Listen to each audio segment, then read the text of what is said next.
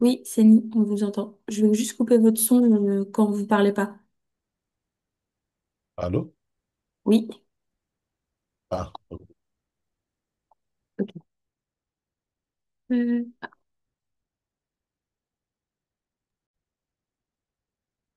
Bonjour Louise. bonjour, c'est nous. Oui. Wassan, pardon. Hop.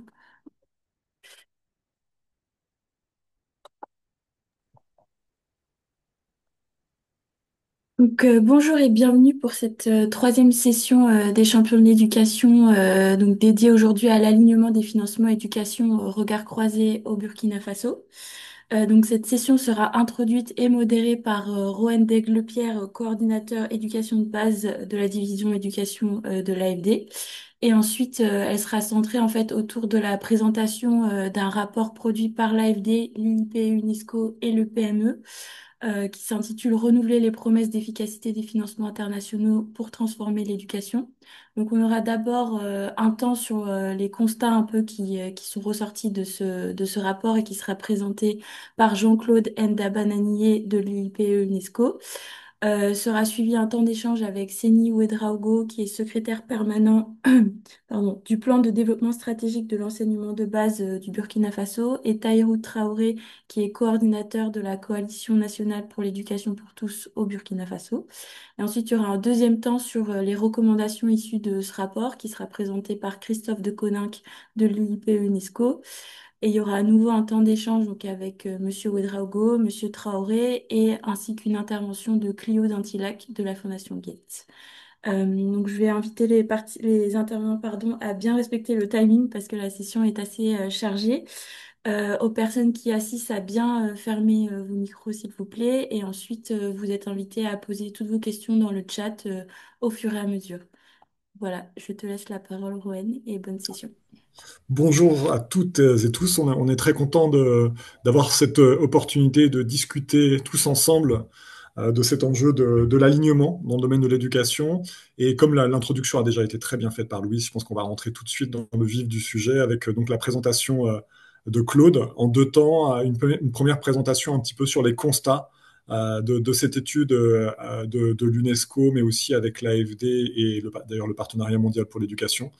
Donc, une première partie constat qu'on essaiera de faire résonner avec le contexte du Burkina Faso, et une deuxième partie un petit peu sur les recommandations. Et là aussi, on fera résonner un petit peu avec le Burkina Faso, mais on aura aussi du temps d'échange tous ensemble pour aussi voir comment aussi ça questionne vos différentes interventions dans les différents pays. Donc voilà un petit peu l'objet de la réunion d'aujourd'hui.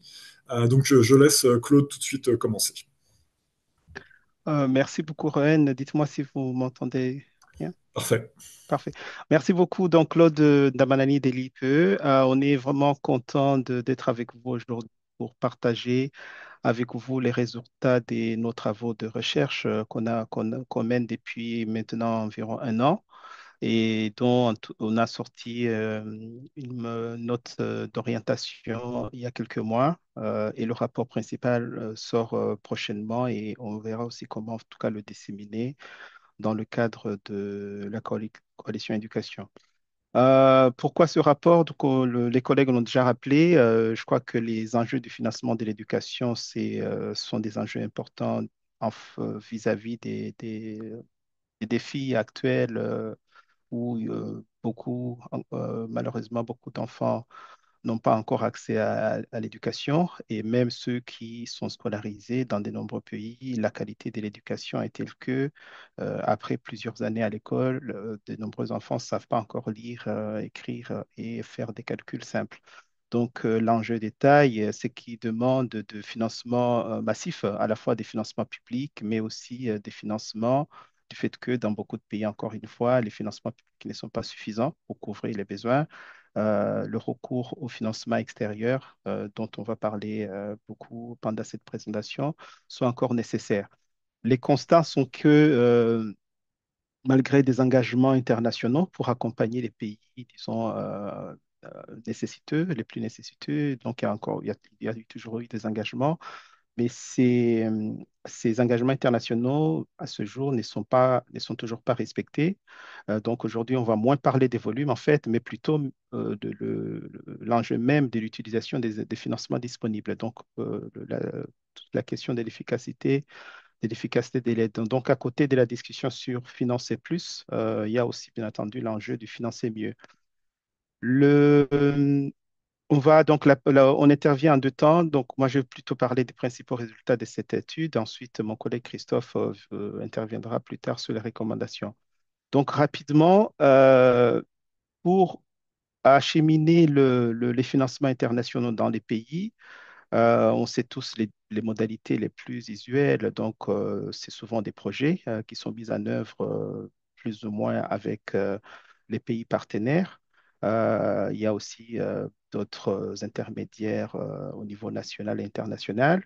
Et cette pratique dure depuis plusieurs années, plusieurs décennies même. Et à un moment, il était considéré que si on doit être efficace dans notre action pour le développement, si on doit vraiment s'assurer que chaque euro ou dollar investi dans l'éducation produise le maximum de résultats, il fallait changer les pratiques. Donc, c'est vraiment là l'origine de la Déclaration de Paris en 2005, qui était organisée autour de cinq principes, dont les trois principaux, c'était le principe d'appropriation, qui veut que les pays bénéficiaires euh, de l'aide soit vraiment maîtres de leur destin et soit dans le siège conducteur de la définition des objectifs éducatifs, l'alignement qui veut que les bailleurs ou les donateurs internationaux utilisent les systèmes nationaux pour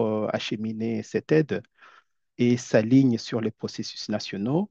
Et ensuite, l'harmonisation qui est plutôt au niveau des bailleurs de se coordonner entre eux pour réduire la charge exercée sur les administrations publiques des pays bénéficiaires. Donc, c'était vraiment un moment important qui avait donné beaucoup d'espoir à ce moment-là. Et pour nous, en tout cas à l'époque, pour des histoires personnelles, on était encore à l'école et où c'est quelque chose qu'on nous rappelait beaucoup dans les enseignements qu'on avait, en tout cas pour ceux qui faisaient des études d'économie de développement. C'était vu comme vraiment une révolution à l'époque. Donc, avec beaucoup de collègues à l'IPE, à l'AFD, au PME, l'année dernière, on s'est dit, ça serait en tout cas une bonne chose de poser un bilan, de dire qu'est-ce qui s'est fait au cours de ces 20 dernières années, quelles sont les réalisations de cette grande ambition et c'est ce qu'on va partager avec vous. Ah, bien entendu, les deux autres principes, la gestion sur les résultats et la redevabilité mutuelle, complètent les cinq principes de la déclaration. Ce qu'on a fait dans les travaux, donc, on a essayé de sortir des évaluations binaires qui étaient utilisé jusque-là, où à chaque fois qu'on voulait poser un bilan sur la question de l'alignement, est-ce que les bailleurs ou les donateurs utilisent les systèmes nationaux, on avait juste aligné ou pas aligné. En gros, on l'utilise ou on ne l'utilise pas. Ce qui ne voulait pas dire grand-chose parce que, comme on le sait, les systèmes éducatifs, les systèmes des finances publiques des pays sont des systèmes complexes. Donc, on ne peut pas vraiment les réduire à des catégories binaires. Donc, on a travaillé à partir des cadres existants où on a développé une grille en 8 dimensions qui sont présentées ici où on regarde donc la phase de planification, de budgétisation, de, de validation au niveau du Parlement du budget, donc l'acheminement des financements extérieurs à travers le Trésor, ensuite toute la chaîne vraiment qui va jusqu'à l'exécution et au rapportage.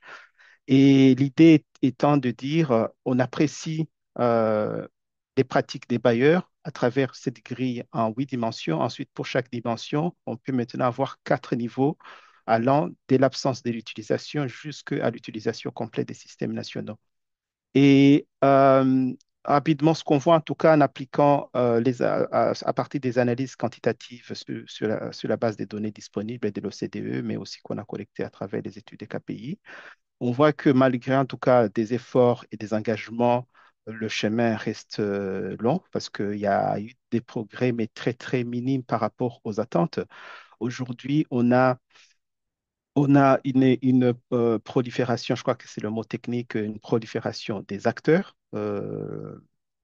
extérieurs, dans beaucoup de cas, en tout cas impliqués dans l'aide et développement, notamment au niveau, en tout cas, des donateurs. Là où ça dérange un peu plus, c'est que l'augmentation du nombre d'acteurs donateurs n'a pas coïncidé avec l'augmentation du volume, parce qu'on se serait attendu qu'il y a plus de donateurs et forcément, il va y avoir plus d'argent, de ressources disponibles pour les secteurs éducatifs. Ça n'a pas été le cas et la conséquence de cela est que plus qu'il y a de plus en plus d'acteurs, mais avec des ressources relativement moins élevées, l'impact sur la taille des projets. On a des projets dans le secteur de l'éducation qui sont de plus en plus petites parce qu'il y a de nombreux acteurs qui se répartissent un volume de ressources beaucoup plus faible. Cela résulte en quoi? On peut se l'imaginer. Ce sont des pressions encore accrues sur les systèmes éducatifs où euh, sont euh, de nombreux pays sont obligés de gérer un nombre croissant des partenaires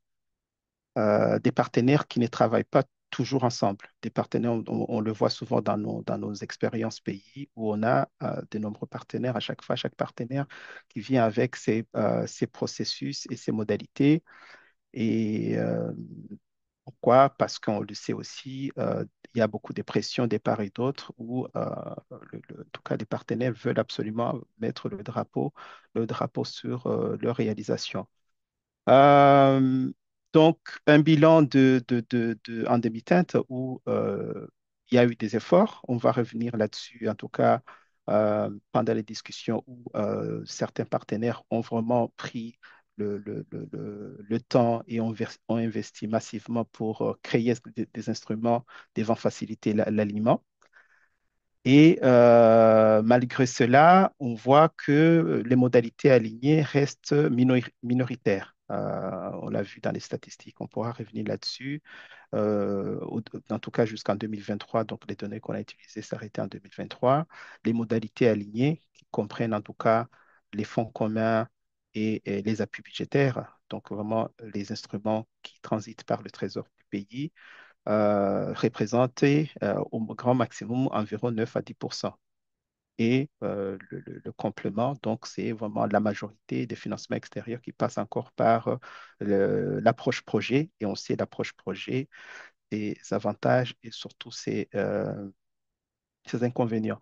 Quels sont les obstacles et pourquoi il n'y a pas eu ce mouvement vers plus d'alignement et d'harmonisation? Donc, on a résumé les quatre obstacles rapidement. L'obstacle premier qui est les dispositifs d'incitation sont encore défavorables. Et ça, c'est vraiment à la fois du côté des donateurs, mais aussi du côté des pays bénéficiaires. On a de nombreux exemples où ce sont les pays eux-mêmes, donc les ministères de l'Éducation et les ministères des Finances, qui sont pas demandeurs des instruments alignés pour des raisons qu'on peut discuter ou comprendre, mais parfois vraiment au niveau institutionnel, pas plutôt individuel. C'est vraiment des choix des personnes qui peuvent dire ça ne nous avantage pas d'avoir modalité alignée, on préfère un projet. Mais aussi du côté des bailleurs, c'est ce qu'on vient de dire, le fait que les bailleurs veulent vraiment des visibilités. Ça, c'est un peu réducteur, mais ça en dit beaucoup que il y a vraiment cette envie de vouloir avoir un contrôle à travers la modalité projet. Les systèmes financiers adaptés, c'est le cas parce que dans beaucoup de pays, on parle des pays à faible capacité, et ça se reflète à différents niveaux, où les systèmes de finances publiques sont encore peu transparents, trop rigides, et ça donne une raison additionnelle aux donateurs qui ne veulent pas utiliser ces systèmes. Mais on voit aussi qu'il y a beaucoup de bailleurs, donc on pourra revenir là-dessus aussi dans les discussions, malgré les limites de ces systèmes. Les bailleurs utilisent quand même les systèmes parce que c'est en les utilisant qu'on peut aussi les renforcer. Donc, l'argument de dire que les systèmes de finances publiques sont faibles n'est pas vraiment une raison suffisante. En troisième mot, bien sûr, les déficits de capacité à différents niveaux, mais surtout au niveau organisationnel, où les ministères ou les administrations publiques en charge des systèmes éducatifs sont encore faibles, avec beaucoup de rotation du personnel, et ça ne facilite pas vraiment. ça ne crée pas de conditions favorables pour les donateurs qui veulent travailler ou utiliser ce système. Bien entendu, sans harmonisation, l'alignement perd en efficacité. Ce que cela veut dire, c'est que tout simplement, même si de nombreux bailleurs, chacun à son niveau, faisaient de l'alignement, mais sans s'harmoniser, parce qu'harmoniser, ça veut dire réduire les modalités et travailler ensemble à travers des modalités comme des fonds communs ou des instruments similaires. Le gain de l'alignement, il est perdu parce qu'on finit par avoir autant de donateurs qui utilisent les systèmes et chacun de son côté, et ce n'est pas forcément mieux lorsque la harmonisation ne suit pas. Je vais m'arrêter là, en tout cas, pour commencer. C'est un bref parcours des nombreux enfin, résultats issus de ces travaux et j'espère qu'à travers les discussions, on pourra revenir ou préciser ou élaborer un peu plus certains de ces constats. Merci beaucoup. Merci beaucoup. Alors peut-être juste, je vais synthétiser très rapidement un petit peu l'échange, et puis comme ça, on va pouvoir après rentrer dans le vif du sujet avec un cas concret qui est celui du Burkina Faso. Globalement, ce que montre, enfin, pourquoi cette question elle est importante, vous le savez, dans le contexte actuel, il y a une grosse baisse des ressources internationales allouées à l'aide, et particulièrement à l'aide à l'éducation. On parle de moins 25%, mais pour certains pays, ça pourrait être jusqu'à moins 50%. Et donc, dans ce contexte, il faut se poser la question d'évidemment aller trouver d'autres ressources pour continuer à essayer d'avoir le plus de ressources possible, mais vraiment réinterroger aussi la question de l'efficacité de nos interventions. Et dans ce contexte de l'efficacité, il y a effectivement la déclaration de Paris qui a été faite, qui a posé un petit peu les bases. Et un des sujets extrêmement importants, c'est celui de l'alignement. Et dans le cadre de ce travail, ce qui ressort, c'est que dans les pays, on a énormément d'agences d'exécution qui utilisent des financements pour l'éducation, mais sans utiliser finalement les circuits nationaux. Donc en fait, on a beaucoup d'unités de gestion de projet, on a beaucoup d'opérateurs qui sont dans les pays et qui utilisent ces financements internationaux pour construire des salles de classe, acheter des équipements, former des enseignants. Mais ça, c'est un problème. Globalement, le montant moyen des interventions internationales, il a été divisé par deux. Ça, c'est aussi un résultat extrêmement important. Donc, on a moins de ressources, plus d'opérateurs qui les mettent en œuvre.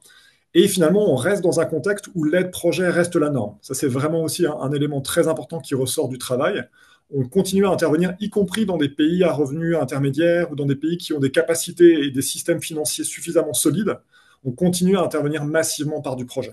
Et ça, finalement, ça repose vraiment la question aussi de comment on intervient, et notamment des effets sur la construction des capacités, et notamment l'appui au système pour que ce soit eux qui, finalement, donnent des résultats éducatifs, sans forcément qu'on les court-circuite par des projets. Donc voilà un petit peu le cadre de la discussion.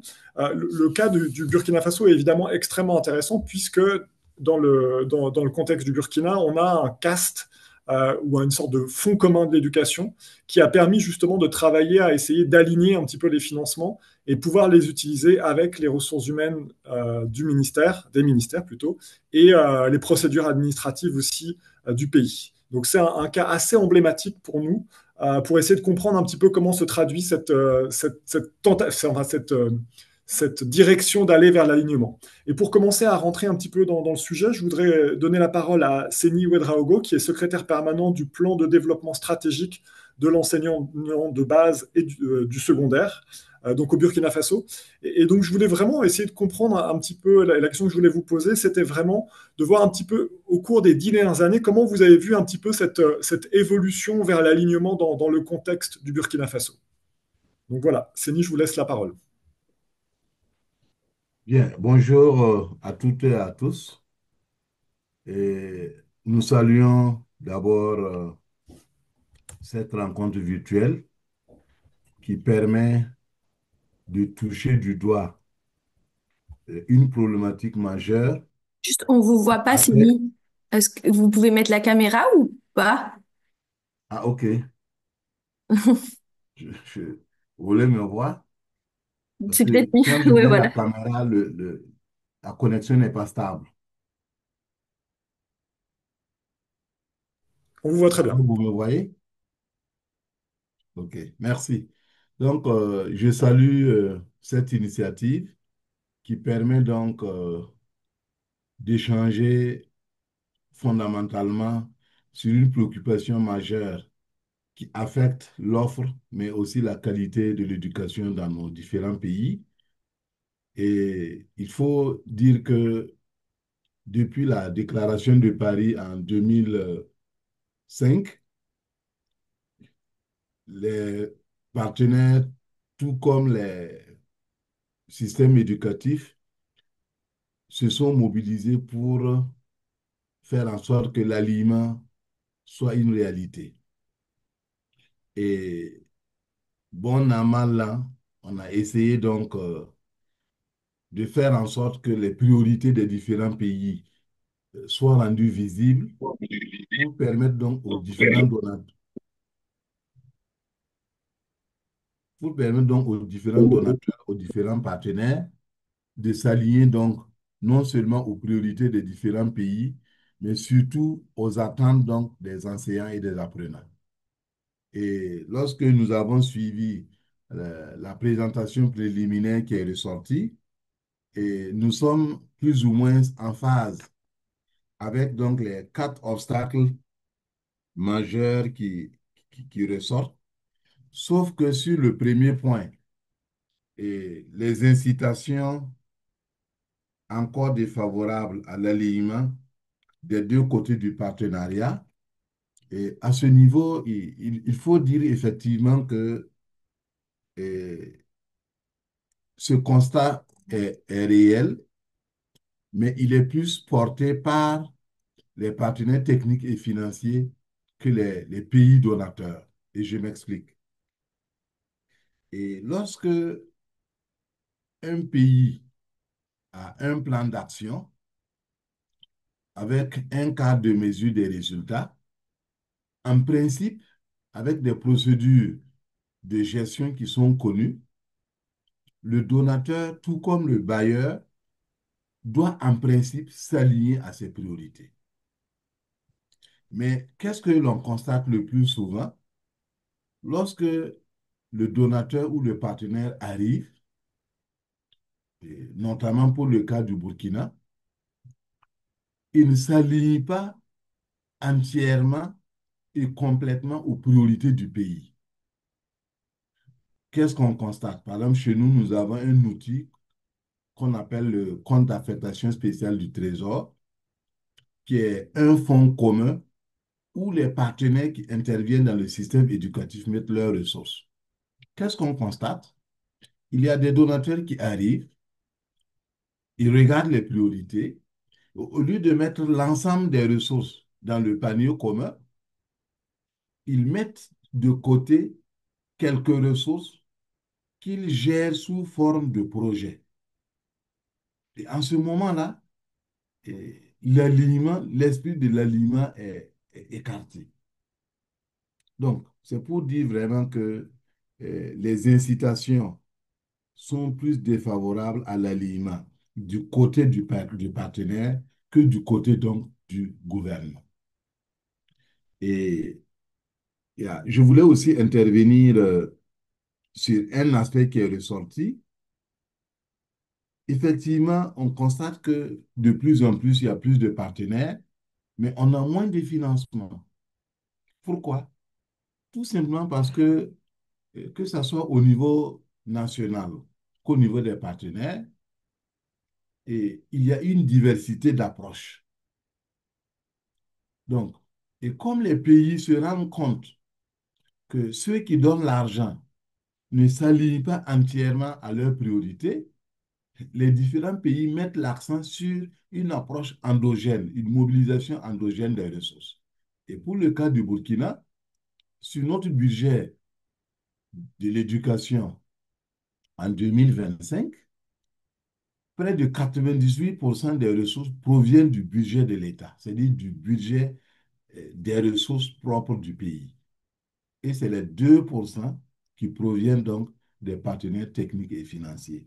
Et ça, il faut qu'on questionne davantage ce côté-là pour voir comment on peut faire pour non seulement mobiliser davantage de partenaires, mais les contraindre à s'aligner et contraindre donc les partenaires à s'aligner aux priorités donc des différents pays.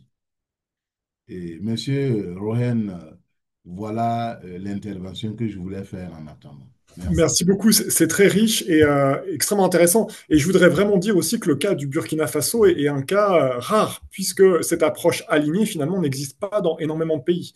Dans beaucoup de pays, Exactement. il n'y a pas de caste, malheureusement, il n'y a pas de fonds commun.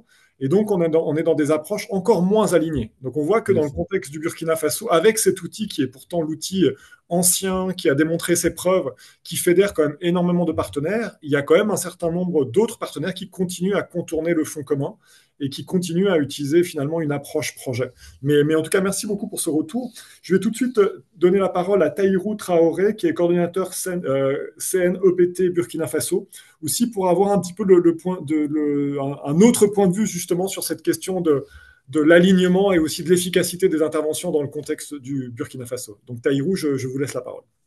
Bien, merci beaucoup, M. Rouen. Euh, à la suite de M. Ouedraogo, je tenais également à saluer euh, cette étude-là qui a fait quand même ressortir un certain nombre de choses euh, qui nous permettent de comprendre, en tout cas, les défis de l'alignement des financements de l'éducation dans nos pays. Alors, comme il a été dit, au niveau du Burkina Faso, en tout cas, il y a eu à un moment donné une certaine ferveur où effectivement la question de l'alignement a été à l'ordre du jour.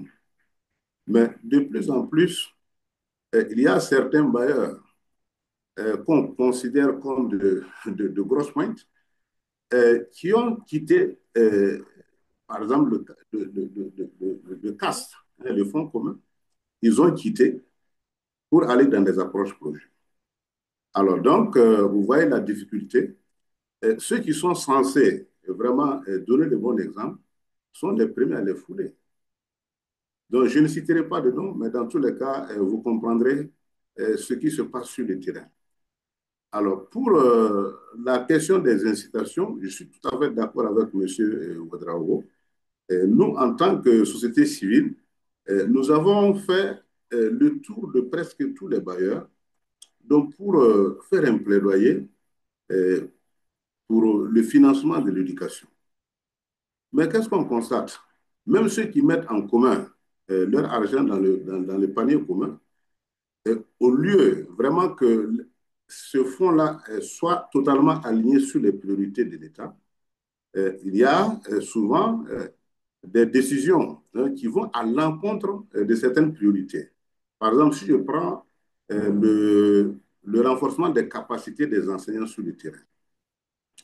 Au Burkina Faso, il y a un mécanisme à travers lequel on passe par des conférences pédagogiques donc pour essayer d'outiller les enseignants sur les thématiques qui sont assez porteuses pour renforcer leur capacité, en tout cas, et aussi leur permettre d'améliorer leurs prestations en classe. Mais les bailleurs de fonds se sont entendus pour dire qu'ils ne sont pas d'accord pour que leur argent aille dans le financement de ces conférences. Alors là aussi, c'est un problème.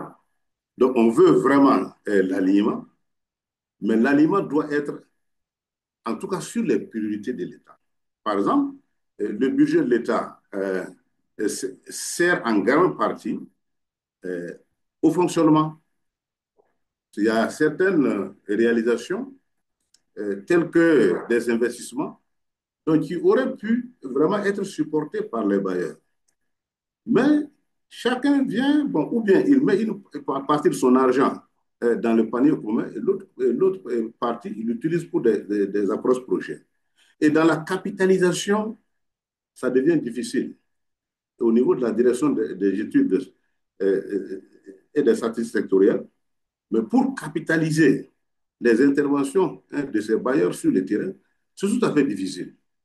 Raison pour laquelle nous disons que, en tout cas, l'étude a permis de mettre le doigt effectivement sur certains aspects qui sont quand même interpellateurs. Et si nous voulons respecter, en tout cas, la déclaration de Paris, et aussi tel que voulu par le PME pour que nous puissions aller directement pour travailler à la mise en œuvre de l'éducation pour tous, qui soient de qualité, qui soient inclusives, il faut nécessairement que, en tout cas, nous alignions sur la même compréhension de l'alignement et que les priorités nationales soient au cœur, en tout cas, des investissements. Voilà, merci.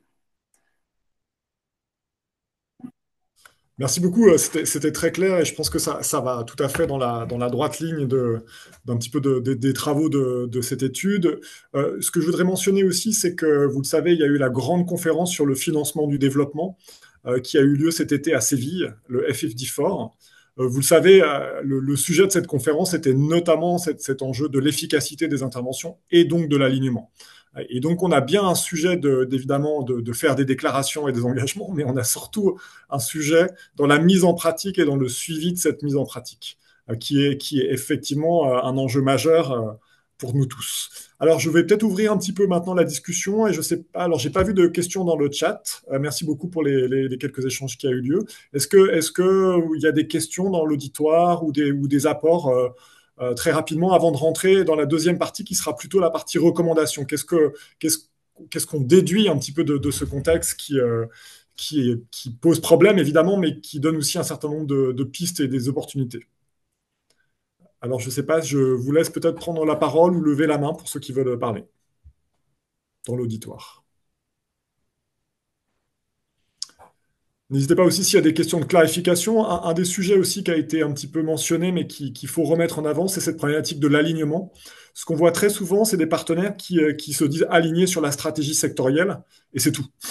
Mais une fois qu'on est aligné sur... Enfin, c'est souvent d'ailleurs difficile de ne pas être aligné sur la stratégie sectorielle.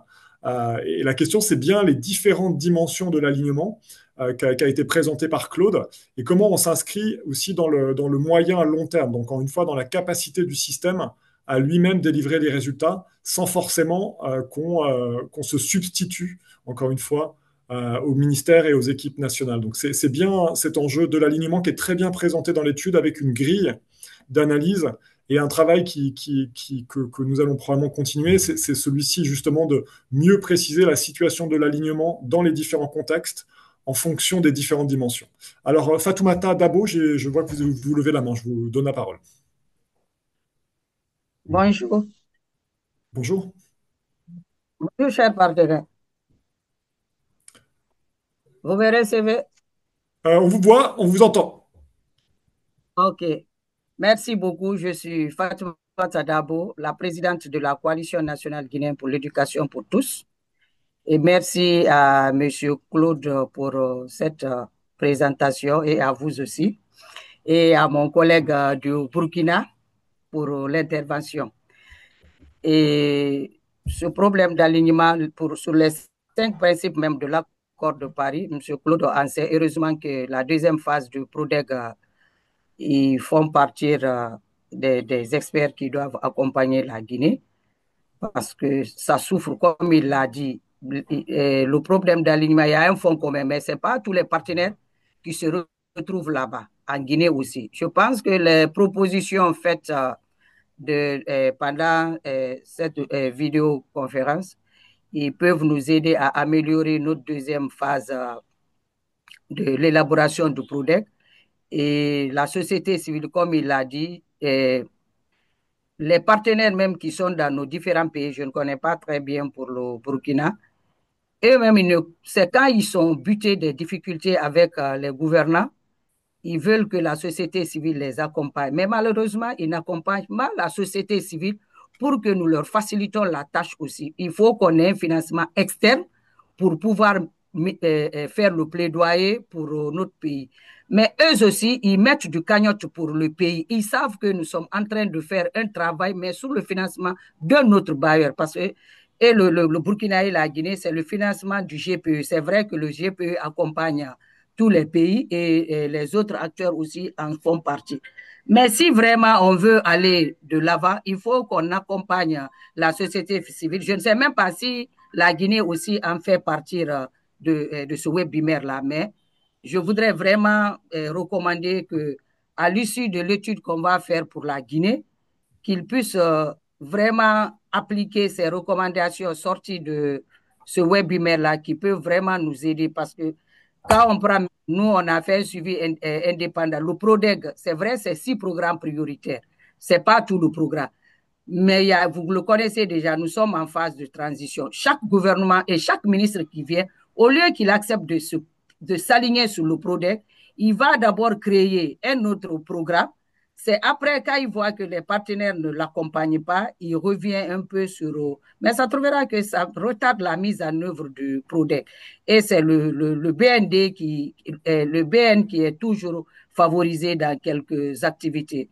C'est ce que je voudrais ajouter pour la Guinée. Merci beaucoup.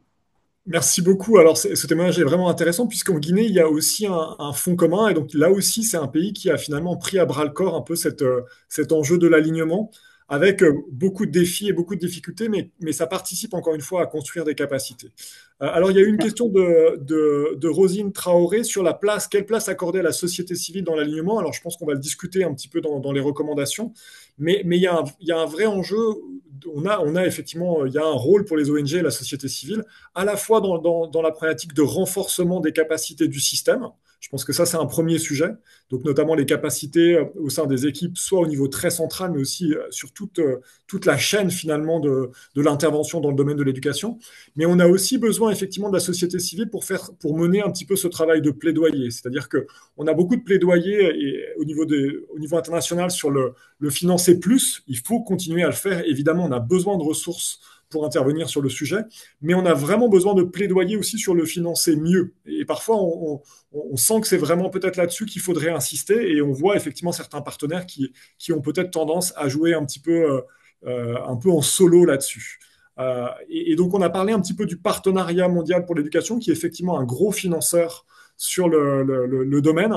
Et c'est vrai qu'il y a tout un travail un petit peu avec eux pour donner un petit peu des incitations dans cet alignement. Et en fait, finalement, la société civile peut tout à fait être impliquée dans cet échange-là. Alors, il y a peut-être une autre question très rapidement de Souvi. Et puis après, on passera un petit peu à la partie recommandation et on aura de nouveau du temps un petit peu pour répondre aux questions. Bonjour à tous les collègues et merci Rowen à me donner la main. J'ai une question pour les collègues de l'IEP. J'espère que vous me recevez bien, j'ai cru entendre des interférences. Donc, j'ai une question pour les collègues de l'IEP pour savoir est-ce que vous avez examiné de lien entre la consommation et l'exécution du budget national de l'éducation? On sait, selon ma compréhension, que les budgets annuellement mis à la disposition de ministères donc en excluant les frais de salaire, les frais salariales pris en charge souvent par les autres ministères, il me semble que ces budgets ne sont pas pleinement exécutés.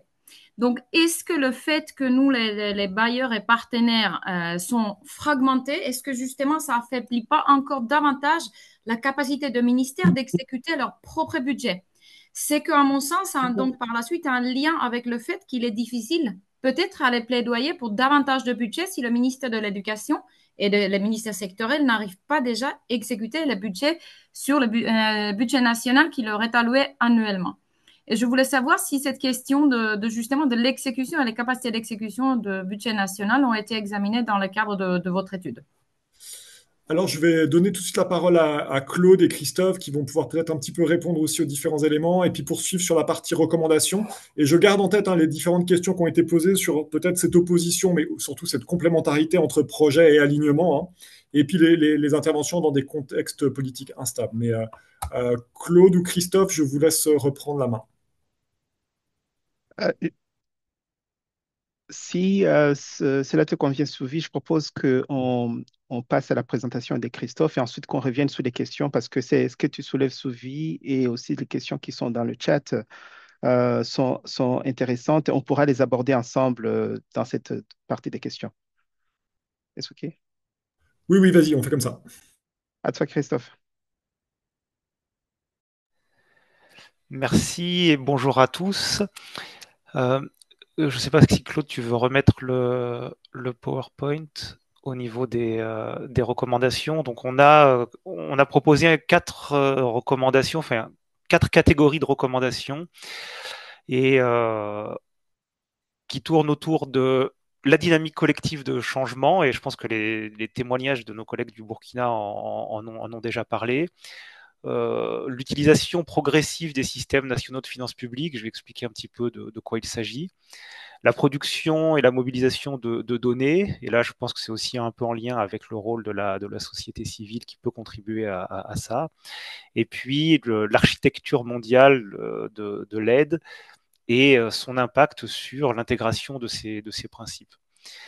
Alors, la première, la première recommandation ou catégorie de recommandations, je vais pas toutes les traiter parce qu'on est aussi pris par le temps, mais je vais développer une ou deux qui sont un petit peu saillantes. La dynamique collective de changement. Pourquoi c'est important? Parce qu'en fait, dans nos travaux, on s'est rendu compte que c'est surtout les questions de dynamique institutionnelle, de relations entre les acteurs et de la qualité de ces relations, ce qu'on appelle parfois aussi l'économie politique des pays, qui comptent beaucoup dans les pratiques d'alignement et d'harmonisation qui sont développées ou pas.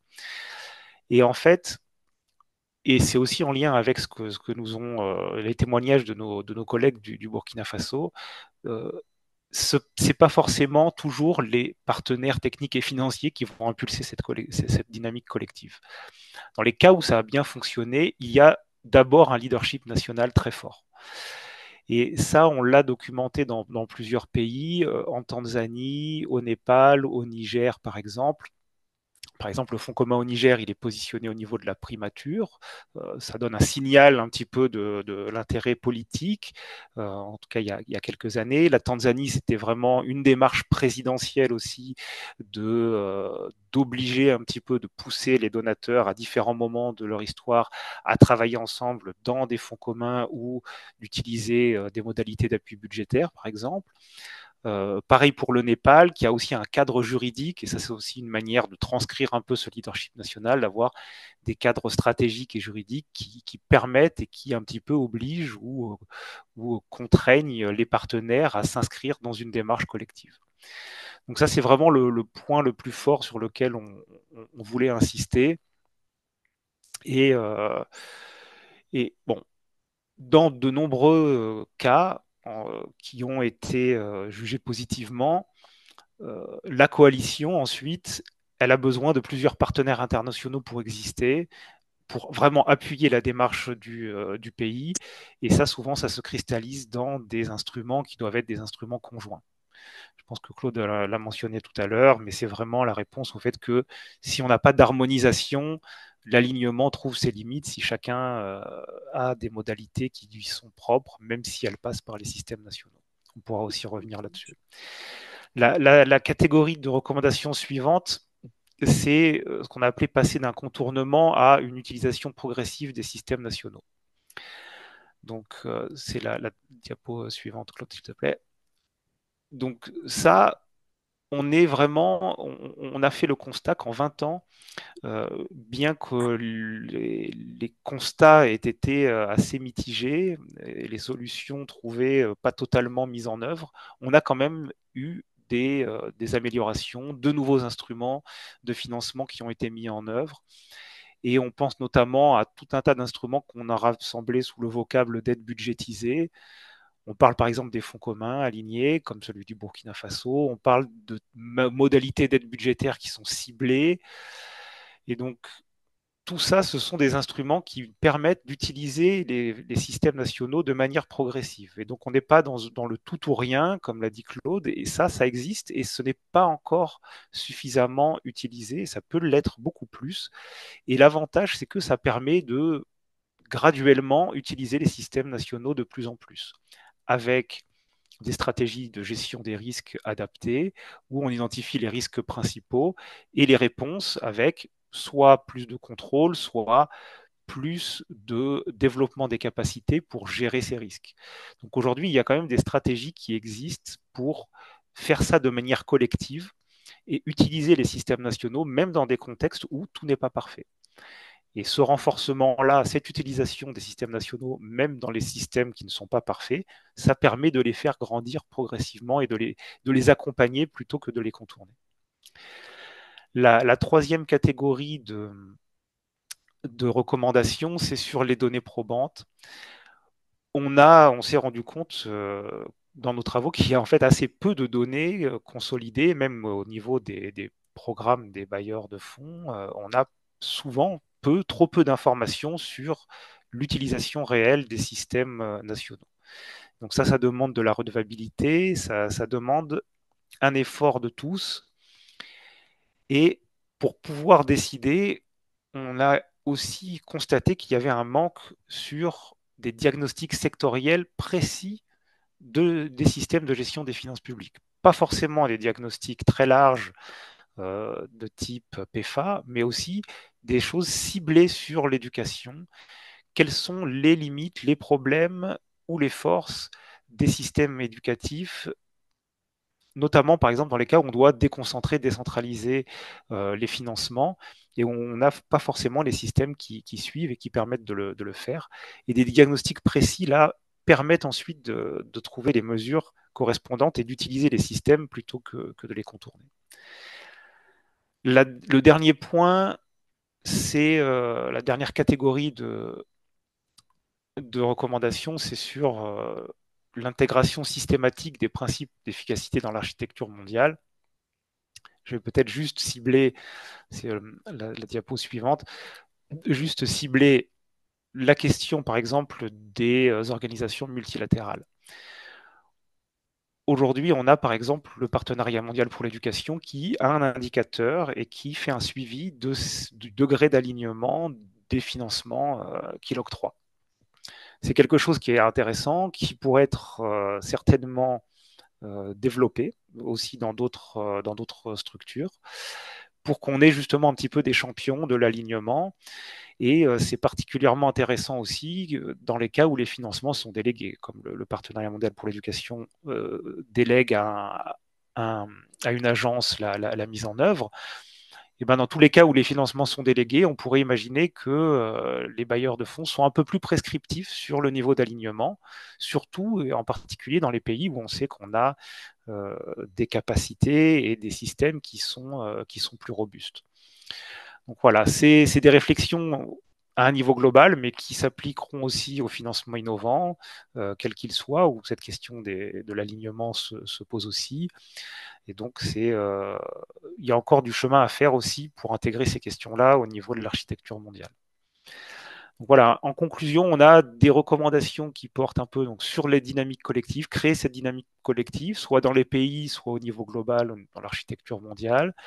Des recommandations qui portent sur les instruments de financement qui sont à disposition et qui sont désormais un peu plus diversifiés, et des recommandations qui portent vraiment sur les connaissances, les données, qui restent encore parcellaires à la fois au niveau national et au niveau mondial.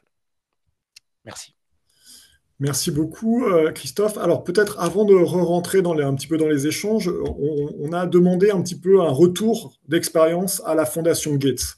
Ce qu'il faut savoir, c'est que dans un petit peu cette nouvelle tendance, on a un certain nombre de nouveaux acteurs qui arrivent et qui commencent à financer de manière non négligeable, notamment l'éducation. Et donc on a voulu, donc c'est la philanthropie évidemment, avec toutes les discussions qui ont lieu sur ce sujet-là. C'est un nouvel acteur. Et la question, c'était effectivement comment ce nouvel acteur se positionne un petit peu aussi sur cet enjeu d'alignement, puisque lui aussi peut avoir ses propres objectifs, ses propres modalités. Et donc, on a voulu poser la question à la Fondation Gates. Donc, on va voir une petite vidéo de Clio Dantillac, qui est Senior Program Officer à la Global Education Program de la Fondation Gates, qui pouvait malheureusement pas être avec nous parce qu'il est un petit peu trop tôt aux États-Unis.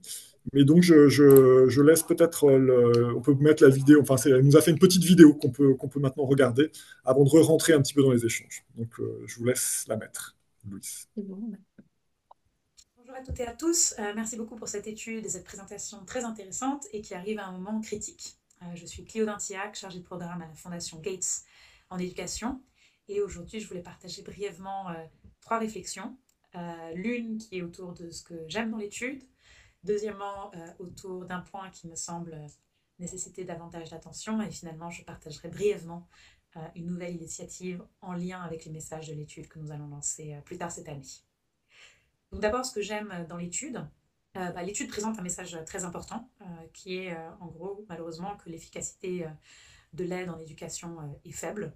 Et voilà, après avoir lu l'étude, peut-être on peut se noter à un 8 sur 20 peut-être au maximum. Donc Clairement, il y a des problèmes de fragmentation de l'aide, une complexité croissante des ministères et donc un coût significatif. Et donc voilà, il faut s'améliorer. Peut-être une note que je rajouterais pour même renforcer le message, c'est qu'il faut s'améliorer et on n'a pas le choix aujourd'hui. Voilà, en 2025, je pense qu'on est vraiment à une croisée des chemins en termes d'aide au développement avec le retrait de nombreux grands bailleurs, dont USAID qui était un des plus grands bailleurs en éducation, et le retrait aussi progressif de beaucoup de bailleurs bilatéraux, le Royaume-Uni, malheureusement la France et un certain nombre d'autres. Donc c'est très clair qu'aujourd'hui nous n'avons plus le luxe de travailler en silo. L'avantage des fondations, c'est que voilà, avec nos moyens limités face aux bailleurs bilatéraux, en fait, on n'avait jamais vraiment l'option de ne pas être aligné, parce que voilà, pour être catalytique, il faut être aligné. Et voilà, la philanthropie moderne, en fait, c'est vraiment plus aujourd'hui celle des cow-boys solitaires qui financent un pilote sous le radar. C'est vraiment une philanthropie qui avance en épaulant autant que possible les gouvernements et en offrant en fait une gamme d'instruments financiers plus rapides, plus flexibles et qui permettent du coup de l'innovation, mais vraiment main dans la main avec les gouvernements. Mon deuxième point, c'est autour en fait, peut-être de ce constat, qui est que il faut rester lucide. Soutenir budgétairement un système qui ne produit pas d'apprentissage, ce n'est pas une solution en soi. Si les systèmes fonctionnaient, on n'en serait pas à constater que 9 enfants sur 10 en Afrique ne savent pas lire à 10 ans, si on prend les statistiques de l'UNESCO et de la Banque mondiale. Et ce n'est pas non plus un problème propre à l'Afrique. Enfin, en France, à la fin du primaire, selon les résultats TIMSS, un enfant sur 2 n'arrive pas à multiplier par 100 dès qu'il y a une décimale dans l'affaire. Donc voilà, il y a un problème de fond qui est que trop souvent, les systèmes publics seuls ne parviennent pas à garantir les apprentissages de base. Donc voilà, l'alignement c'est bien, mais peut-être l'alignement c'est pas assez. L'étude évoque la pression pour obtenir des résultats rapides et visibles comme une incitation qui détourne parfois de cet alignement. Mais en fait, je veux souligner qu'en fait, au contraire, cette pression peut être extrêmement saine pour des résultats à condition voilà, qu'elle vienne de voie nationale. Parce que la société civile, les chercheurs, c'est eux qui jouent un rôle de contrepoids essentiel pour introduire des preuves dans les pratiques. Voilà, par exemple, l'apprentissage de lecture, c'est pas quelque chose qu'il faut réinventer. On sait que la méthode explicite marche et ainsi de suite.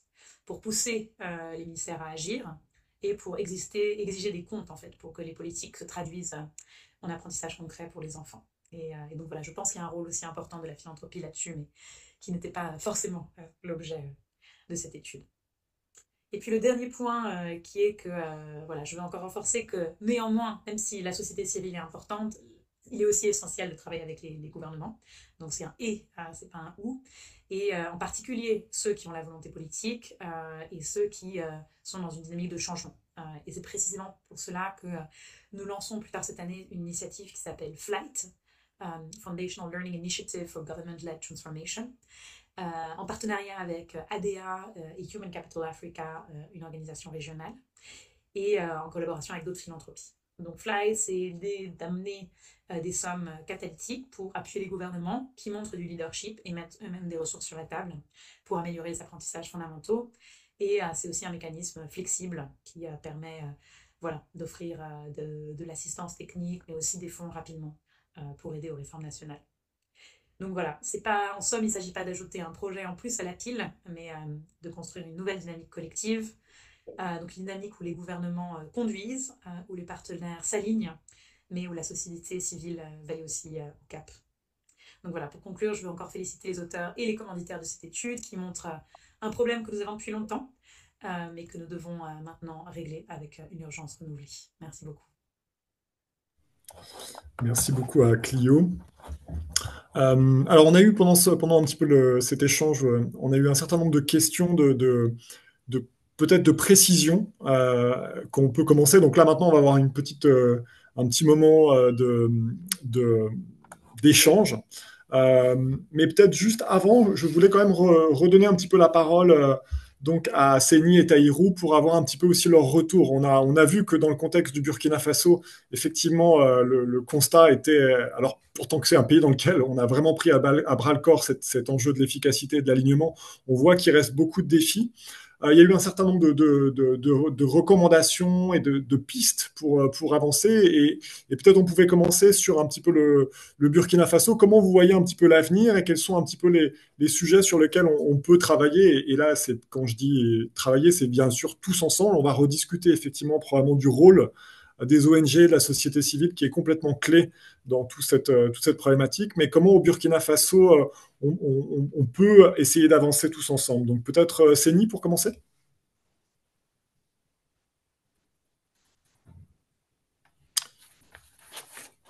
Alors on a peut-être perdu Séni. Alors peut-être Taïrou. Est-ce que Taïrou, vous êtes encore là? Il y a peut-être des problèmes de connexion. Oui, non, moi je suis là. Oui, allez-y Taïrou, parce que je pense que voilà. Bien, merci beaucoup, tu vois. En tout cas, j'ai écouté avec beaucoup d'attention les recommandations et les pistes de solutions qui ont été formulées. Dans l'ensemble, je pense que elles sont pertinentes. Ce qui est nécessaire ici, vraiment, c'est d'impulser une dynamique collective. C'est-à-dire qu'on puisse effectivement mettre l'enfant au centre de tout ce que nous faisons. Vous imaginez, nous sommes aujourd'hui dans une situation euh, de crise, d'éducation en situation d'urgence. Alors, il est dit que l'éducation ne doit pas attendre.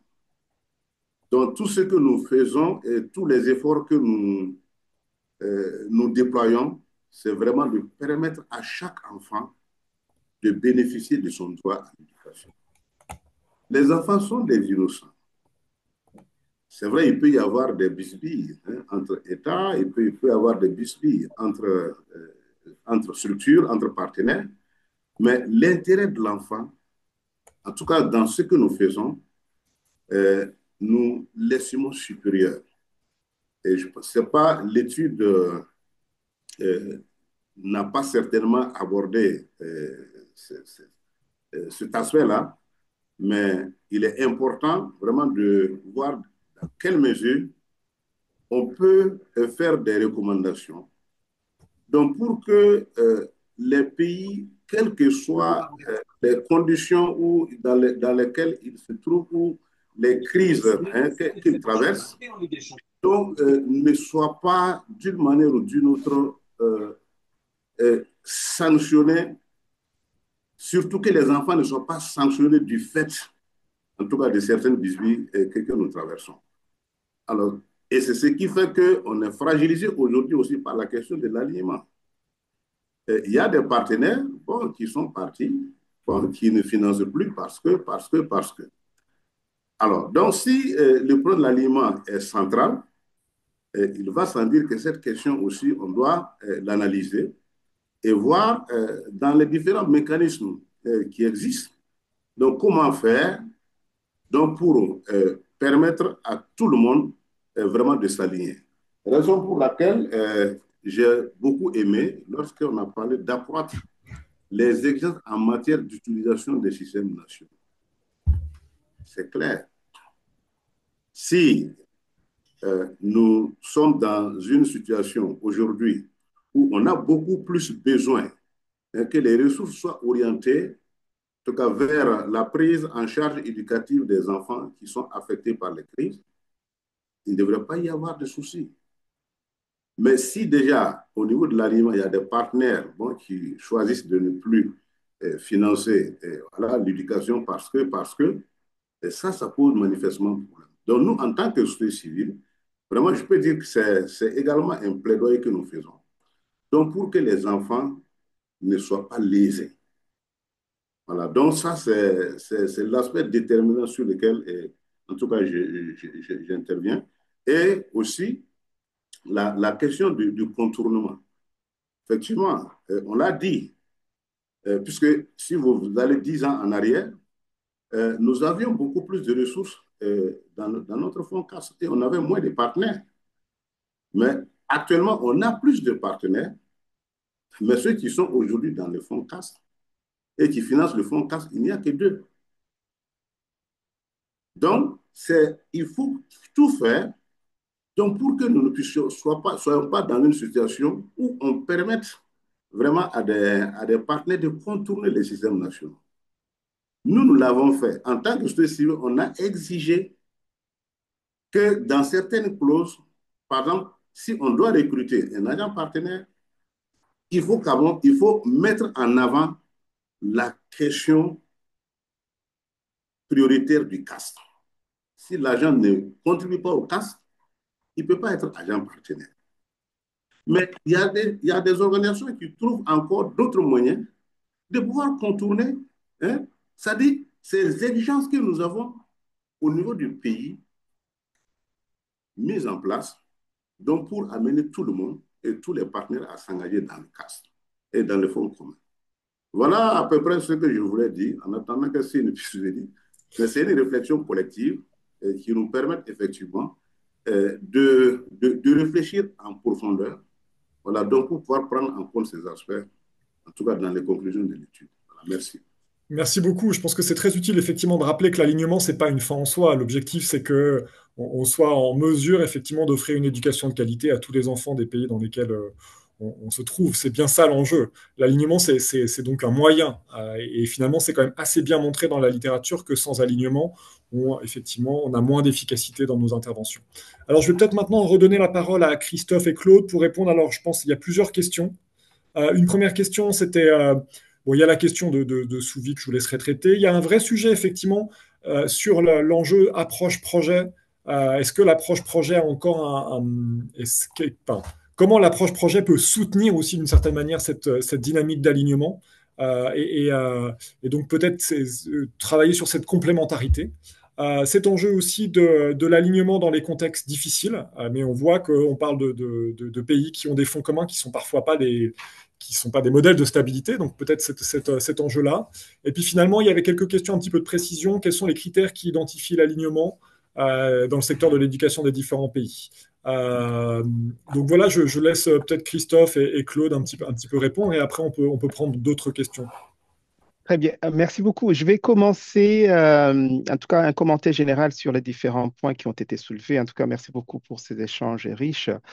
Et je vais aussi poursuivre, en tout cas, le point, le dernier commentaire de notre collègue du Burkina Faso, ce qu'on appelle dans le rapport et dans la note d'orientation l'alignement des façades.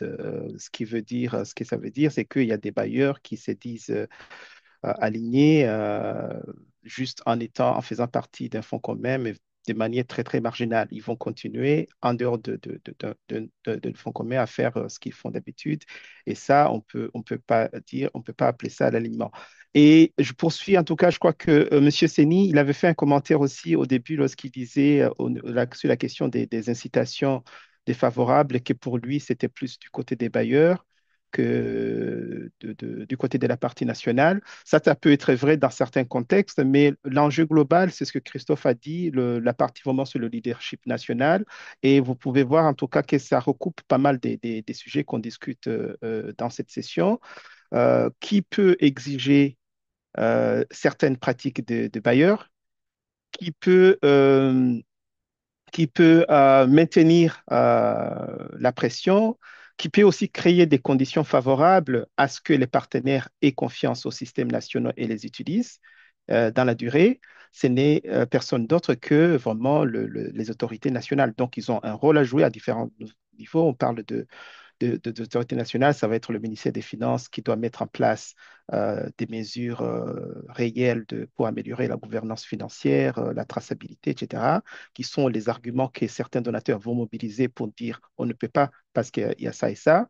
Ça va être un investissement dans les capacités nationales des ministères pour s'assurer qu'on a des équipes capables, on a des processus, on a les outils pour faciliter l'aliment. Dans beaucoup de pays, si on veut rentrer vraiment dans les détails, on a beaucoup d'exemples sur des choses très, très basiques comme pouvoir sortir les lois des finances à temps, pouvoir faire le plan des travail annuels à temps, pour que les bailleurs puissent facilement se les approprier, en tout cas les accompagner. Ce sont des choses, en tout cas, qui font encore défaut et lorsque ça se répète dans le temps, ça peut créer des conditions non favorables à l'alignement, voire même, en tout cas, reflouer certains bailleurs qui voudraient ou qui voulaient s'engager.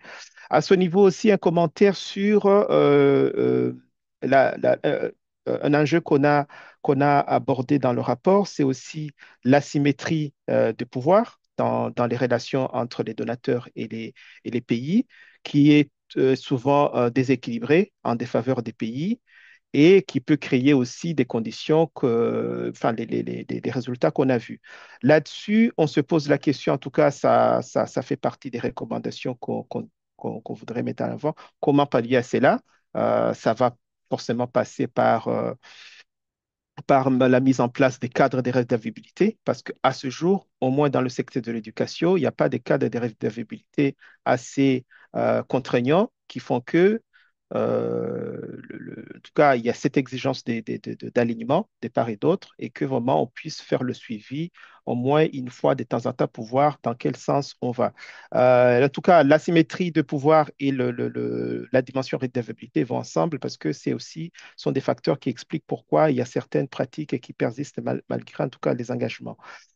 Le rôle maintenant, le rôle que peut jouer spécifiquement la société civile, je pense que c'est un rôle, en tout cas, un rôle important à jouer, ne serait-ce que le rôle traditionnel de la société civile dans les processus budgétaires. Il y a beaucoup, beaucoup d'aspects sur lesquels ils peuvent jouer, mais je vais plutôt m'arrêter sur les processus budgétaires. Aujourd'hui, on sait que la société civile peut jouer un rôle, et ils le font dans beaucoup de pays, vraiment dans toute la chaîne, allant de la préparation du budget jusqu'à la clôture des comptes, exiger de la redevabilité dans les allocations, exiger de la redevabilité et de la transparence tout au long du cycle de mise en œuvre jusqu'à la fin, et puis euh, essayer de communiquer à différents niveaux en haut et en bas pour vraiment donner de l'information aux différents acteurs pour pouvoir exiger des bonnes pratiques. Souvent, on peut aussi le mettre en fait tout ça dans ce qu'on appelle le leadership national, parce qu'il y a les autorités nationales, mais aussi euh, les différents échelons de la société, il faut vraiment exiger des bonnes pratiques. On le voit que lorsque c'est le cas, ça peut aider. La résilience, la question de la résilience des modalités alignées dans les contextes d'urgence et de fragilité. C'est un point crucial. Je voudrais aussi que nos collègues du Burkina Faso puissent y réagir là-dessus parce que c'est vraiment un cas concret. Quel est le degré de résilience de ces modalités dans les pays qui traversent des crises pendant vraiment plusieurs années? Juste, ce qui ressort de nos analyses, c'est que l'alignement, si on entend par là vraiment l'utilisation des systèmes nationaux par les outils comme les appuis budgétaires ou les modalités alignées comme les fonds communs, c'est vraiment des outils adaptés dans ces contextes-là. Comme on l'a dit, il y a un rapport qui est sorti il y a peut-être 2 ans qui a fait un bilan de plusieurs décennies euh, Retooling Development Aid, qui montre que les appuis budgétaires sont bénéfiques même vraiment dans les contextes des crises les plus ultimes. Parce que dans ces contextes-là, en fait, les appuis budgétaires d'utilisation de systèmes nationaux permet en fait de stabiliser des pays qui étaient à la limite d'effondrement. Pour payer les salaires, pouvoir en tout cas remettre l'État en marche. Bien entendu, l'utilisation des systèmes nationaux n'est pas possible dans certains contextes, notamment dans les contextes où les gouvernements peuvent être contestés. Et bien, pour des raisons évidentes, dans ce cas-là, c'est là où l'aide humanitaire, en tout cas, où certaines approches projets peuvent avoir tout leur sens. Mais dans l'ensemble, vraiment, l'alignement et l'utilisation du système restent pertinents, même dans ces contextes-là, mais on le voit aussi qu'elles sont aussi des modalités qui sont résistantes. La question des suivis, un dernier commentaire à la question des suivis pour savoir est-ce qu'il y aurait un lien avec des problèmes d'exécution des dépenses non salariales euh, vis-à-vis en tout cas des certaines pratiques des bailleurs sur l'alignement et l'harmonisation. Moi, personnellement, je n'ai pas été exposé à cela. Non plus dans le rapport, ce n'est pas quelque chose qu'on a étudié en particulier. Christophe, tu pourras réagir là-dessus. Mais ce qu'on voit, c'est que en caricaturant un peu, Il y a, peut-être sans vraiment aller dans les détails pratiques de la planification au niveau des ministères, c'est comment, en revenant par exemple sur vraiment l'élaboration des plans de travail annuels, les plans de mise en œuvre des activités, comment mieux, de manière stratégique et intelligente, positionner les financements des bailleurs pour ne pas créer des vides sur certaines lignes spécifiques et ne pas créer aussi ce qu'on appelle l'additionnalité, des questions d'additionnalité de ces ressources extérieures. Lorsque les bailleurs mettent à disposition certains financements, est-ce que le gouvernement complète ou le gouvernement va plutôt les réallouer ailleurs? C'est ce qu'on voit souvent. Donc, c'est vraiment, ça rentre dans l'ingénierie des finances publiques où il faut mettre en place des dispositifs pour ne pas aboutir à ce que des- le- la disponibilité des ressources extérieures crée des mauvaises pratiques pour réduire les dépenses domestiques. Maintenant, est-ce qu'il y a un lien avec la question des taux, des faibles taux d'exécution? J'en suis pas sûr, mais ce qui est clair, c'est que en prenant l'exemple de Madagascar, mais aussi plus récemment en Guinée, on peut avoir les deux cas. Les cas où exécuter euh, les dépenses non salariales issues du budget domestique est plus facile et du coup, les équipes du ministère vont pouvoir aller rapidement dans l'exécution parce que peut-être la partie nationale ou le système en place est moins regardant lorsqu'il s'agit du budget national, mais ça peut être l'inverse, où dans certains contextes, on a beaucoup de rigidité côté bailleur et les équipes ayant des difficultés à exécuter le budget, même dans le cadre d'un fonds commun, mettre en place le budget disponible sur un fonds commun, ils vont abandonner ou en tout cas et aller plus se concentrer sur ce qu'ils peuvent exécuter plus facilement. Je m'arrête là et j'invite Christophe à poursuivre. C'est un commentaire général, mais en tout cas des discussions intéressantes. Je vous invite vraiment à regarder l'étude et euh, éventuellement, il y a des choses qu'on parcourt rapidement, mais sur lesquelles vous pourrez avoir plus d'éléments euh, dans le rapport. Merci. Merci beaucoup. Peut-être avant de redonner la parole à Christophe, je voulais quand même, je crois que Seni Ouedraogo est revenu, donc je voulais effectivement reposer un petit peu la question du point de vue donc du PSDEPS, donc le Burkina Faso, sur un petit peu cet enjeu résilience dans un contexte difficile, mais aussi comment c'est un petit peu les différentes recommandations résonnent depuis votre position. Donc Seni, est-ce que vous êtes bien là? Alors je crois qu'on a reperdu Seni. En fait, je le vois, Euh, mais oui. si c'est bon. Ah, je crois qu'il a des Ouais. problèmes. Non, c'est bon, normalement, son micro est ouvert. C'est Vous ni, vous nous nous entendez? C'est entendez? Oui, bon, c'est bon, on vous entend, allez-y. ok. J'ai des soucis de connexion, donc ça fait que souvent ce n'est pas simple. Et je remercie Claude pour les réponses données et également merci à Christophe pour les différents apports et surtout à Rouen pour l'esprit de synthèse. Et je voulais rapidement intervenir sur deux points. Le premier point sur les incitations où j'ai fait comprendre que dans certaines situations, les bailleurs ne sont pas favorables à un aliment strict. Et j'ai compris la réponse de Claude qui insiste sur le leadership. C'est vrai, pour un meilleur aliment, il faut que le pays s'assume d'abord dans le respect de ses propres principes et dans le respect de ses propres procédures. Mais dans certaines situations, il arrive des cas où le leadership est tellement fort que les donateurs qui ne veulent plus respecter ni les principes ni les procédures édictées quittent carrément l'aliment et vont faire autre chose. En 2009, et avec toutes les premières ressources du FTI qui est devenu maintenant PME, et le Burkina Faso était arrivé à faire en sorte que les partenaires, l'ensemble des partenaires soient dans le compte d'affectation spéciale du Trésor où c'est les priorités nationales qui sont appliquées où c'est les procédures nationales qui sont suivies et c'est le dispositif de suivi national, de suivi et évaluation nationale qui est respecté. Mais lorsque ce leadership fort a été appliqué, on a vu des partenaires qui ont décidé de quitter le CAS. Je ne vais pas citer des noms, mais ça existe. Donc, ça veut dire vraiment que, il faut, dans ce cas-là, relativiser parce que souvent le leadership est là et l'assurance qualité est là, les outils de planification sont là à bonne date, mais malheureusement, certains partenaires se sentent lésés et quittent le dispositif d'alignement. Et on a aussi été interpellé sur comment on assure l'aliment dans un contexte de résilience.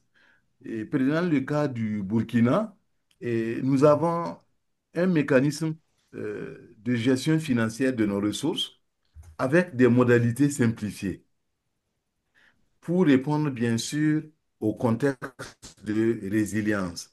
Si par exemple vous êtes en contexte de paix, vous pouvez dérouler toutes les procédures suivant donc la nomenclature édictée qui est connue. Mais lorsque vous faites face à une crise ou dans une région donnée, on, on vous fait appel pour avoir des kits scolaires dans un laps de temps, il faut adapter vos procédures là à ce contexte. Et ça, le Burkina Faso l'a expérimenté à plusieurs reprises et ça a donné des résultats. Deuxième élément qui contribue à la résilience, c'est le fait de déconcentrer le pouvoir de gestion et d'action du niveau central vers le niveau déconcentré.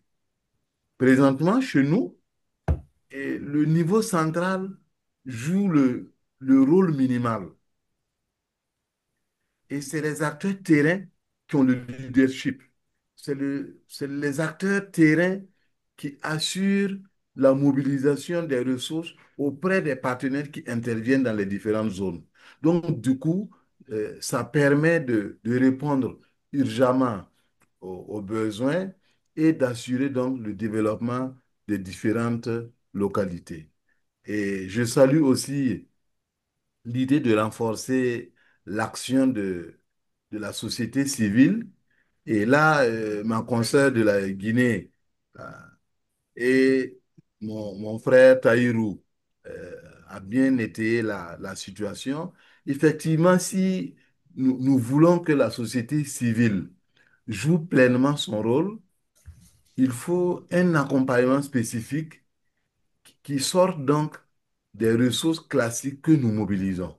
Par exemple, au Burkina Faso, nous, on avait mis au niveau national une ressource qui va à la coalition et qui permet donc de mener des activités en plus de l'apport donné par le GPE. Et ça, parce que nous comprenons le rôle crucial que joue la société civile dans le dispositif de financement de l'éducation.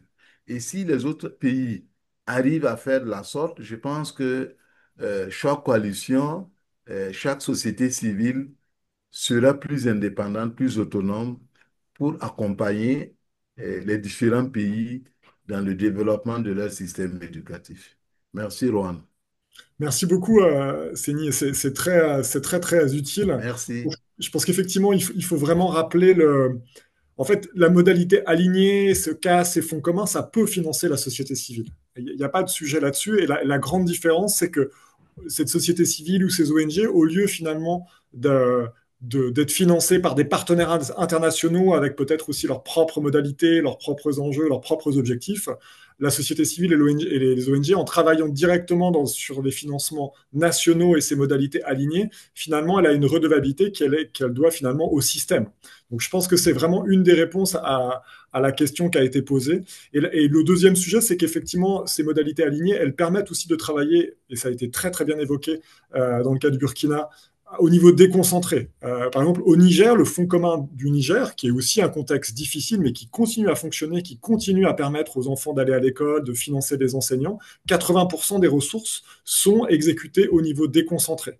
Donc je pense que ça, c'est aussi vraiment un facteur qu'il faut vraiment avoir à l'esprit. Cet outil-là, il permet de travailler, y compris dans des contextes difficiles et avec des modalités beaucoup plus proches, finalement, encore une fois, des acteurs de terrain.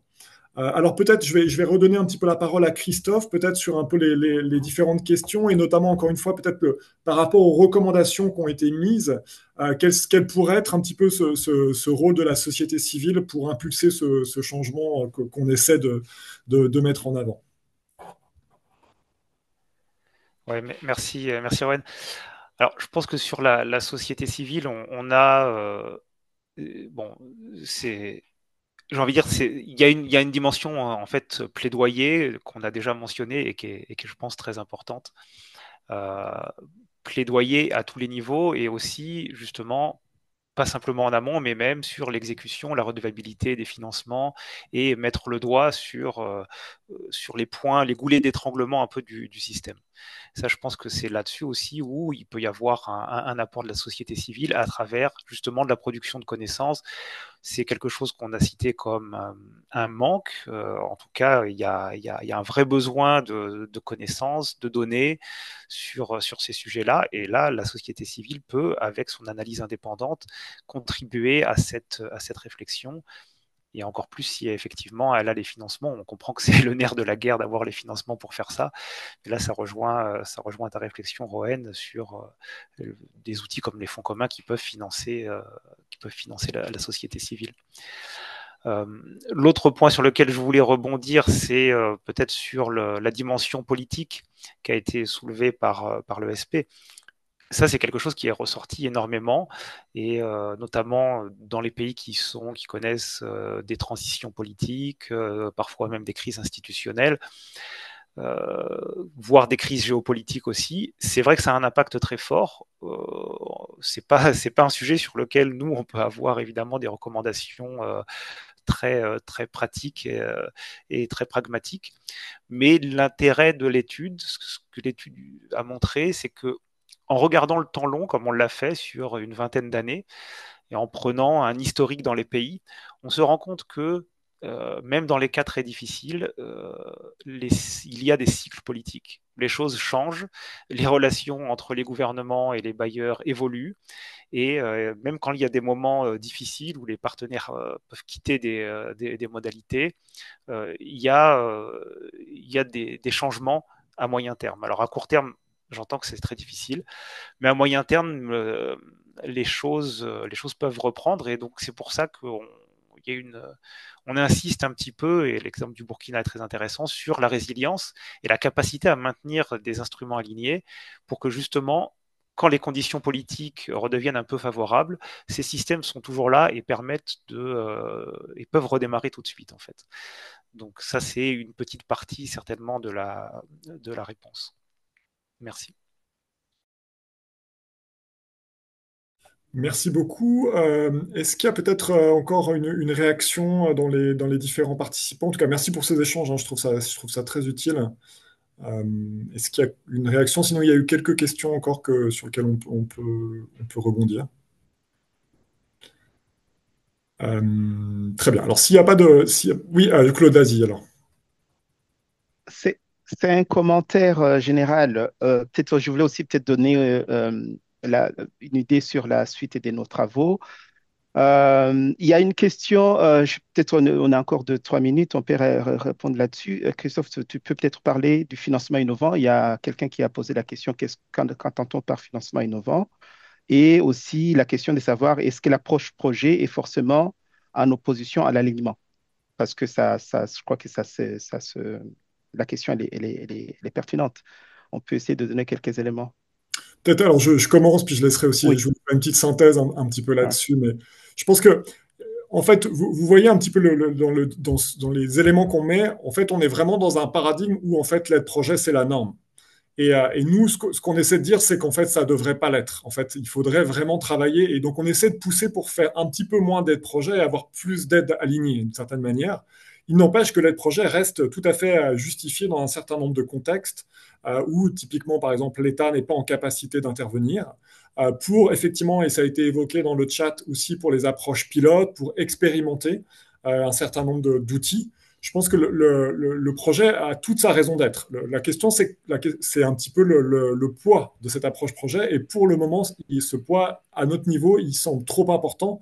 Trop important, pourquoi? Pour construire des capacités du système à lui-même délivrer des résultats. Et je pense que le sujet vraiment que nous, on essaie de mettre en avant, comme vous le voyez, c'est cette idée d'éviter de contourner. En fait, en gros, mais c'est pas propre à l'éducation, mais dans l'aide internationale et l'efficacité de l'aide, ce qui est beaucoup questionné, c'est cette approche du contournement qui empêche peut-être parfois les systèmes de se construire.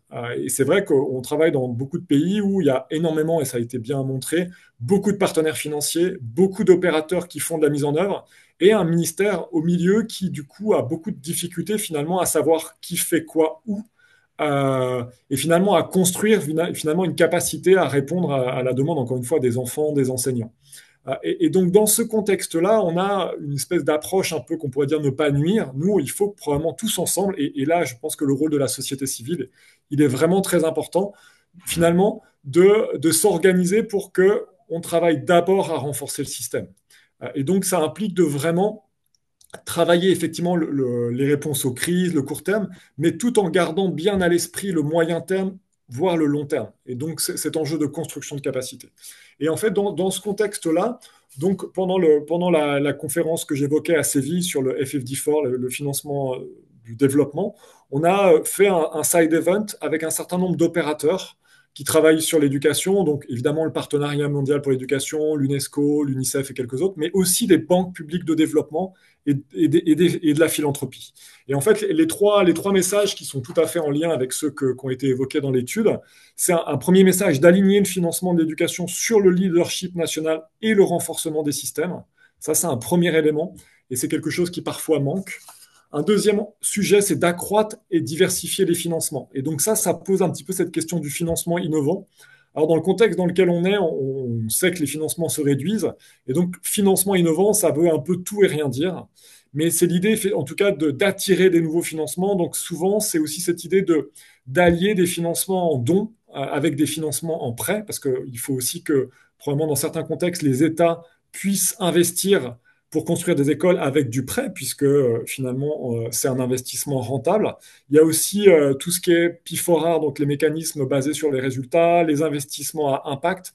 Donc il y a différents outils financiers et l'objectif, c'est de trouver d'autres moyens financiers que ceux habituels et ceux traditionnels pour investir dans les systèmes éducatifs, mais tout en gardant vraiment en tête cet enjeu un petit peu d'alignement. Et finalement, la troisième dimension qu'on avait mis en avant à Séville, c'est cette problématique du renforcement de capacité publique et de redevabilité. Un des sujets que vous voyez, c'est que finalement, sur cet enjeu d'alignement, mais toujours alignement pour améliorer l'efficacité de nos interventions, on a peu de redevabilité. Finalement, les partenaires techniques et financiers, les pays sont finalement très peu en capacité de savoir s'ils sont véritablement alignés, peu alignés. Il y a peu d'incitation à aller vers l'alignement. Donc c'est aussi un petit peu ce message qu'on essaie de faire passer. Donc voilà un tout petit peu en synthèse, parce que il nous reste une minute. Ce que je voulais dire, c'est que c'est vraiment un processus. C'est un processus, c'est un travail qui est en cours avec énormément d'organisations, de partenaires, pour vraiment travailler cet enjeu de l'efficacité des interventions dans le domaine de l'éducation avec cette problématique de l'alignement. Et donc, dans ce cadre-là, on aura certainement d'autres moments. On va organiser probablement une conférence sur cette thématique d'ici la fin de l'année ou début d'année prochaine pour présenter les résultats finaux un petit peu de ce travail-là, sachant que on va continuer à travailler dans cette thématique. Après, il y a différents moments où on continue un petit peu ce travail à la fois de plaidoyer, mais aussi finalement de présentation des résultats. Et le prochain, ce sera pendant l'ADEA. Donc, vous savez que la triennale de l'ADEA aura lieu à la fin du mois au Ghana. Donc, on aura un side event organisé un petit peu sur ces sujets. Et donc, on espère avoir plusieurs moments dans les prochains mois pour continuer à réfléchir et travailler cette problématique. Et là, encore une fois, je pense que le rôle des ONG, de la société civile, mais finalement de tous les partenaires des systèmes éducatifs est vraiment clé. On a vraiment besoin de changer de paradigme dans ce contexte très difficile. Et pour ça, on a vraiment besoin un petit peu de l'apport de tout le monde. Donc voilà un petit peu en guise de synthèse, conclusion. Je pense qu'avec Léa et toute l'équipe, on vous renverra un petit mail avec l'ensemble un petit peu des travaux qui ont été présentés, discutés. Et en tout cas, n'hésitez pas à revenir vers nous. Je pense que c'est des sujets sur lesquels il y a encore beaucoup, beaucoup à faire. Donc, n'hésitez pas à revenir vers nous et on aura d'autres occasions, en tout cas, d'échanger. Donc voilà, en petite guise de conclusion. Merci beaucoup, Rowan. Et effectivement, on vous partagera aussi le replay. Merci à tous. Bonne fin de journée. Merci tout le monde. Un très grand merci. Merci, Louise, pour la bonne coordination. Merci à tous nos intervenants Merci, aussi. c'est super de vous avoir là. Alors, merci à tout le monde.